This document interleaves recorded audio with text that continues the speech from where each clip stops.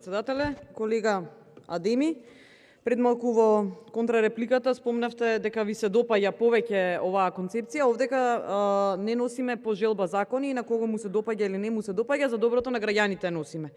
И конечно после втора школска година во пандемија ви текна дека треба да се пренасочат пари, односно за жал повторно е заем на државата, да се пренасочат или да се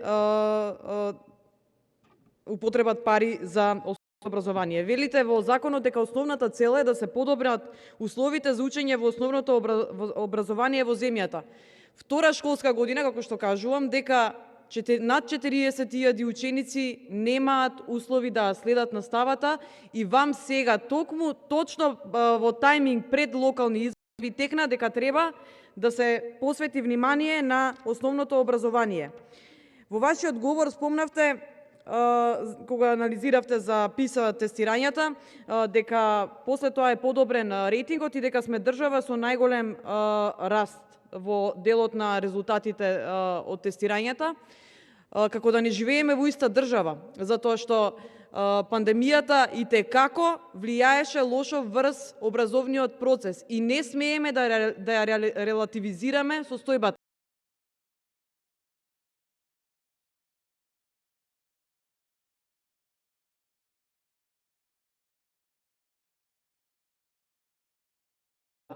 Нашата држава пати од оваа власт затоа што ја релативизира состојбата со пандемијата. Ние се уште имаме деца кои што не следат настава. А како може да се подобри состојбата од тестирањата во резултатите, ако имаме уште над 40.000 ученици кои што не следат настава? Повторно, претходно кажа еден од колегите дека овој заем започнат од времето ваше, во вашиот мандат кога вие бевте министер, се донесе законот за основно образование кој што предвидуваше целосна инклузија, иако тогаш разговаравме искрени бевме во забелешките дека и инклузија целосна како што предвидува законот на дело не може да се спроведе и еве должите одговор како бивш министер во чиј мандат се донесе тој закон да одговорите каква инклузија имаме на дело, затоа што и да не одговорите, граѓаните многу добро знаат затоа што секој ден се соочуваат со тие проблеми дека нема инклузија. Плюс што нема анализа за состојбите во собранието во прилог на овој закон.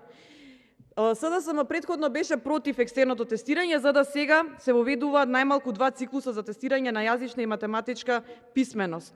Повторно флоскули и само што дојдоа на власт се укина тогаш екстерното, за да сега се воведува повторно. Предвидена е набавка на софтвер. Претходно рековте не е потрошен 1 денар за националната платформа, па се гледа дека не е потрошен, но не можете на тоа се вадите, затоа што таа платформа министерката Мила ветуваше така амбициозно дека ќе функционира, од првиот ден на вклучување падна и таа не профункционира. Срамота.